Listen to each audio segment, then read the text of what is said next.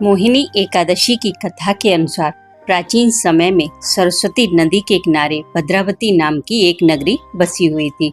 उस नगरी में द्युतिमान नामक राजा राज्य करता था। उस नगरी में एक वैश्य भी रहता था जो धन धान्य से पूर्ण था।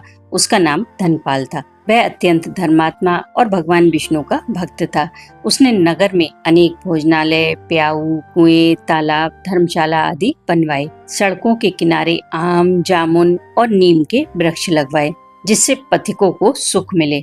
उस वैश्य के 5 पुत्र थे, जिनमें जो सबसे बड़ा पुत्र था वह अत्यंत पापी और दुष्ट था। वह वेश्याओं और दुष्टों की संगति करता था। इससे जो समय बचता था वह उसे जुआ खेलने में व्यतीत करता था।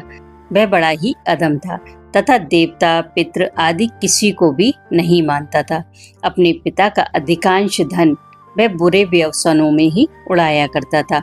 मद्यपान तथा मांस भक्षण करना उसका नित्य का कर्म था।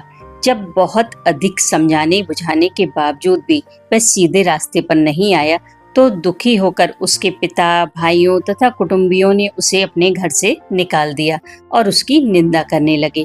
घर से निकलने के पश्चात वह अपने आभूषण तथा वस्त्रों को बेचकर अपना जीवन यापन करने लगा। धन नष्ट हो जाने पर वेश्याओं तथा उसके दुष्ट साथियों ने भी उसका साथ छोड़ दिया। जब वह भूख प्यास से व्यथित हो गया तो उसने चोरी करने का विचार किया और रात्रि में चोरी करके अपना पेट पालने लगा। किंतु एक दिन वह पकड़ा गया, परंतु सिपाहियों ने वैश्य का पुत्र जानकर उसे छोड़ दिया। जब वह दूसरी बार पकड़ा गया तब सिपाहियों ने भी उसका कोई लिहाज नहीं किया और उसे राजा के सामने प्रस्तुत करके सारी बात बताई। तब राजा ने उसे कारागार में डलवा दिया।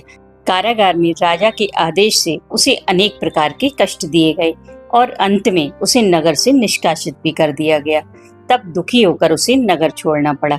अब वह वन में पशु पक्षियों को मारकर पेट भरने लगा और बहेलिया बनकर धनुष बाण से वन के निरीह जीवों को मारकर खाने और बेचने लगा। एक बार वह भूख प्यास से व्याकुल होकर भोजन की खोज में निकला। तब वह कौंडिन्य मुनि के आश्रम में जा पहुंचा। इन दिनों वैशाख का महीना था। कौंडिन्य मुनि गंगा स्नान करके आए थे। उनके भीगे वस्त्रों की कुछ छींटें इस पापी के ऊपर पड़ गईं, जिसके फलस्वरूप उसे कुछ सद्बुद्धि प्राप्त हुई।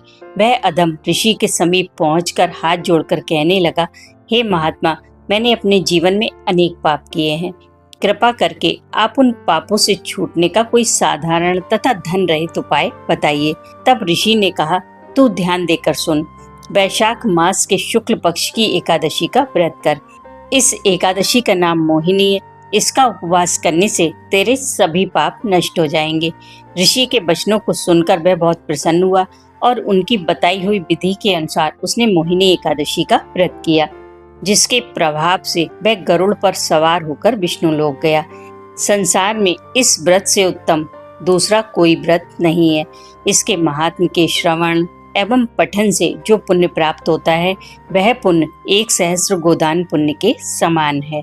इस कथा का सार यही है कि प्राणी को सदैव संतों का संग करना चाहिए। संतों की संगत से मनुष्य को न केवल सद्बुद्धि प्राप्त होती है अपितु उसके जीवन का उद्धार भी हो जाता है, क्योंकि पापियों की संगत प्राणी को नरक में ले जाती है और संगत का असर हर प्राणी पर पड़ता ही पड़ता है।